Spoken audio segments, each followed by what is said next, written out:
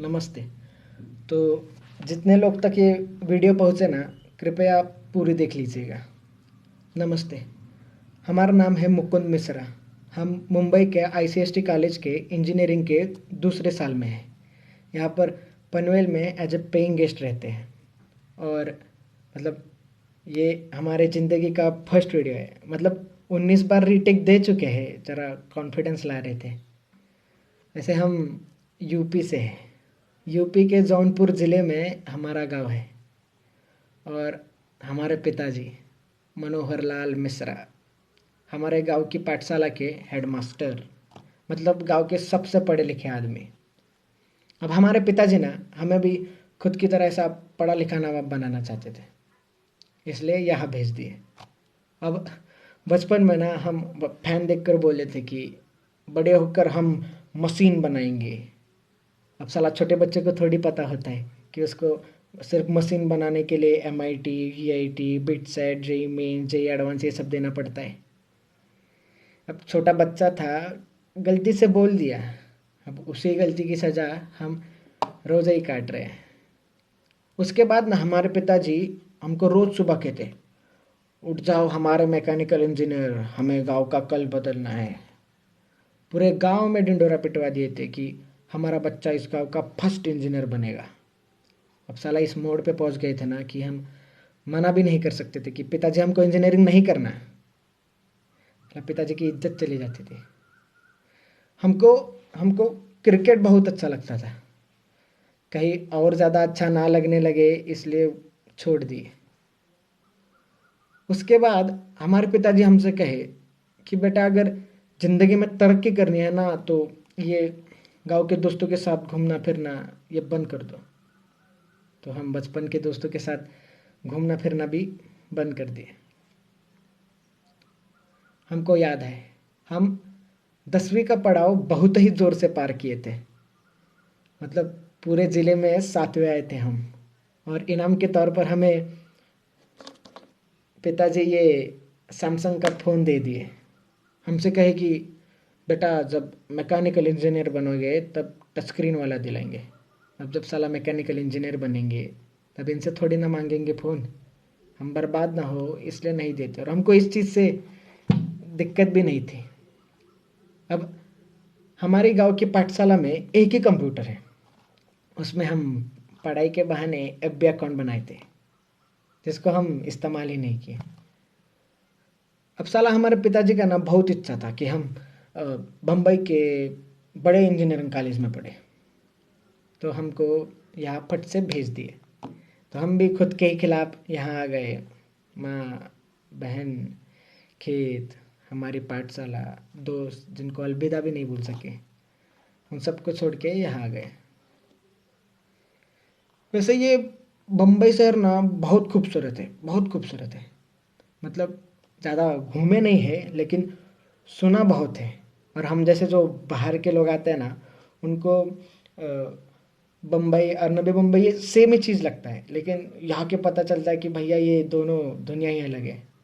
अब जब हम एडमिशन्स के लिए आए थे ना कॉलेज, तो ऐसा ऊंची इमारतें, ऐसा बड़ा प्लेग्राउंड, ऐसा अंदर होटल होटल कैंटीन कैंटीन देख के ऐसा मतलब पागल हो गए थे। अब हमारे बैच में ना एक 80 स्टूडेंट्स हैं। हम अकेले ही यूपी से हैं। अब हमारे पिताजी हमको सब सिखाए, लेकिन साला दोस्त बनाना नहीं सिखाए और लोगों से बात करना नहीं सिखाए। तो हम अकेले ही थे। और यहाँ के बच्चे भी ना बहुत ही अलग, मतलब कैसे बताए, मतलब बहुत ही मॉडर्न और फैशनेबल है। मतलब ऐसा गॉगल पे, जैकेट पे, KTM पे ऐसा कॉलेज आते हैं। और मतलब कुछ लड़कियां हैं जो ऐसा स्कर्ट में, मतलब हमको इस चीज़ से दिक्कत नहीं है, बिल्कुल दिक्कत नहीं है, बस हम पहली बार देखे तो थोड़ा गड़बड़ा गए थे। और कुछ स्टूडेंट्स तो चड्डी पे कॉलेज आते हैं। साला 1 साल के सफ़र में हम कभी हमारे PG के बाहर भी चड्डी पे नहीं गए। और भैया अंग्रेजी तो इतना तेज़ बोलते हैं ना कि समझना छोड़िए, सुनने में भी बड़ी दिक्कत होती है। मतलब हम इनकी तरह कूल नहीं थे। हम ना सिगरेट पीते, ना दारू पीते, ना नशे करते, ना कोई गर्लफ्रेंड के चक्कर में थे। और हमारे कपड़े हमारे कपड़े भैया, मतलब एक फॉर्मल शर्ट, एक फॉर्मल पैंट, हाथ में पापा की घड़ी या चश्मा और नीचे सैंडल। और इस्त्री भी हम खुद ही करते थे। और बाल अभी बढ़ाए बाल, वरना पूरा मिलिट्री कट रखे थे। वो बाजू वाला चिंटू है ना, हमको मतलब बाल देख के यही उम्र में अंकल बुलाता है। अभी हम मतलब ये सब को अगर बाजू में रखें ना, तो हम वैसे बहुत होशियार है। मतलब खुद की तारीफ नहीं करेंगे, लेकिन हमारे कुछ उसूल है, जैसे कि हम बंक नहीं करेंगे, असाइनमेंट्स टाइम पे देंगे, जो भी है ईमानदारी से करेंगे। अभी 2-3 महीने पहले का बात है, हमारा सेम टू का एग्ज़ाम्स पास में आ रहा था। तो धीरे धीरे सब हमारे साथ ऐसा ही हाय बाय बोलने लगे, हमारे साथ बात करने लगे, हमारे मतलब फर्स्ट बेंच में बाजू में बैठने लगे। हमको बोले कि हमको मतलब कैंटीन घुमाए, हमको प्लेग्राउंड घुमाए, हमको मॉल घुमाए, हमको चीज़ फ्रैंकी, सैंडविच, मतलब बहुत नाम याद नहीं आ रहे, लेकिन बहुत बहुत कुछ खिलाए। और हम उनको मतलब जितने भी पढ़ाए उसके नोट्स देते, फिर उनको लाइब्रेरी में लेक्चर देते। और मतलब साला इतना कॉन्फिडेंट ना हम कभी ज़िंदगी में फील नहीं किए थे।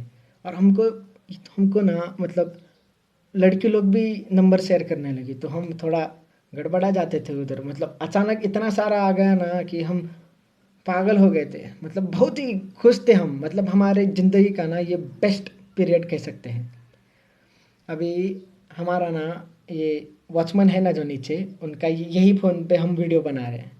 तो उनका एंड्रॉयड फ़ोन है और उनको चलाने नहीं आता है, तो हम उन पे हमको दे देते हैं फ़ोन। तो उनके फ़ोन पे ऐप भी खोल के हम सबको फ्रेंड भी बना लिए। तो हमारा ना 2 पेपर अच्छे से हो गए, हम धम धम सबको पेपर दिखाए, सबको आंसर्स बताए। तो क्या हुआ ना कि ये कोरोना की वजह से जो बाकी का पेपर था वो कैंसिल हो गया। तो उसके बाद ना जैसा कोरोना हुआ, लॉकडाउन हुआ तो सब अपने अपने घर में। तो हमको साला सबका टेक्स्ट आना बंद, ना हमको किसी का कॉल आता। अगर हम सामने से भी करें तो भी कोई उठाता नहीं या कोई रिस्पॉन्ड नहीं करता। हमको एक एक लड़की का मैसेज आया था कि thank you Mukund for your help, means a lot. तो हम कहे कि you are welcome, how are you. तो उसका भी रिप्लाई नहीं आया। हम सोचे कि हम ऐसा क्या कर दिए, कुछ गलत बोल दिए क्या किसी को। अभी तो हम सोचे कि साला हम कूल बनने के लिए ना फेसबुक पर मीम्स सबको शेयर करते हैं, तो सबका रिएक्शन तो आएगा। लेकिन उधर भी कोई किसी का रिएक्शन नहीं आया। मतलब हम बहुत कोशिश कर रहे थे बात करने का। हम मतलब अभी एक अकेला इंसान घर में पढ़ेगा भी कितना। हम ना गेम खेल सकते थे, ना पिक्चर देख सकते थे, ना किसी से मतलब घूमने के लिए बाहर जा सकते थे। हम हम बहुत सोने लगे थे, हम बहुत चिड़चिड़े हो गए थे, बीच में ही रोते थे, बीच में ही गुस्सा होते थे। हम ज़्यादा सोने लगे थे, मतलब हम हमारा काबू ही खुद से हट गया था। हम मतलब अभी देखिए ना, हम जो चीज़ ज़िंदगी में नहीं कहे वो पहली बार कर रहे हैं। जैसे कि हम पहली बार वीडियो बना रहे हैं। हम पिताजी को बोलने का भी कोशिश किए कि पिताजी हमको ठीक नहीं लग रहा है। हम मतलब थोड़े गुस्सा हो रहे, थोड़े ज़्यादा रो रहे, या हम बहुत अकेला महसूस कर रहे हैं। तो हमारे पिताजी हमसे कहे कि बेटा ये ज़िंदगी का मोड़ है, ये सबके साथ होता है। हमारे साथ हुआ, तुम्हारे दादाजी के साथ हुआ, ये आएगा और चला जाएगा। हमारे पिताजी समझने की कोशिश ही नहीं की कि हम क्या कहना चाह रहे थे। अब हम ना एनजाइटी और डिप्रेशन ये सब में विश्वास नहीं रखते थे। पर साला जब वो इंसान को होता है ना वो चीज़, तब तब ही समझ आता है कि भाई ऐसा मानसिक बीमारी करके भी कुछ तो होता है। अब हमारे गांव में ना मानसिक बीमारी का दो ही मतलब है, एक तो भूत बाधा और दूसरी मतलब ये पागल हो गए। साला हम गुस्सा हमारे दादाजी से नहीं है, ना हम गुस्सा हमारे पिताजी से है। हम गुस्सा इस समाज से है, जो जब सर दुखता है तो हाथ में फट से डिस्प्रिन दे देता है, लेकिन साला जब दिमागी हालत ठीक ना हो तो मुंह ही फेर लेता है। अब साला परसों का ये बात है, हम उसी उम्मीद में फ़ोन लिए थे कि हम देखने की फेसबुक पे हमको गलती से किसी का मैसेज आया रहेगा। तो हम खोले तो देखे कि सबने स्टोरी शेयर किए थे, और उसमें लिखा था, ये तो क्या लिखा था, उसमें लिखा था कि if you feel lonely you talk to me, I better see you laughing instead of seeing in your grave, and suicide is not the option. अब हम क्या बोले बे, और कितना गिरोगे बे तुम लोग। गए 1 महीने से हम बात करने की कोशिश कर रहे हैं कि हमसे कोई बात करो, बात करो, हमारा फोन उठाओ, हमसे हम तरस रहे थे कि हम हमारी सुनो मत, लेकिन हमसे बात तो करो, हमको तो जानो कि हमको क्या हो रहा है। साला एक फेमस इंसान अगर सुसाइड कर ले तो सबको इस चीज का फर्क पड़ता है, लेकिन आपको पता है क्या, साला हर 1 घंटे में एक स्टूडेंट भारत में आत्महत्या करता है, लेकिन तभी किसी को फर्क नहीं पड़ता क्योंकि वो फेमस थोड़ी ना है। ये फर्क छोड़िए, ये ना, ये सोशल मीडिया को चलाने के लिए ये लोगों को कंटेंट मिल गया, और ये जो कंटेंट है ना, ये इंसान की जिंदगी से भी बहुत ही प्यारा है।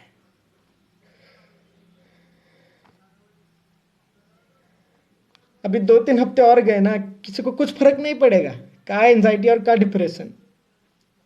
साला वो दर्द ही बहुत अलग होता है जब दर्द बांटने के लिए भी कोई नहीं होता।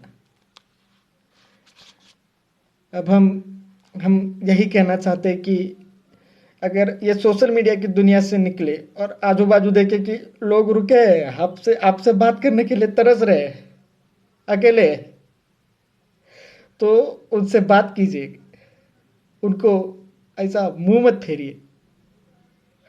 अगर ये बोलते वक्त हम किसी का दिल दुखाए रहेंगे तो माफ कर दीजिएगा, हमारा उद्देश्य नहीं था। हमको सुनने के लिए आपका बहुत सारा शुक्रिया, धन्यवाद।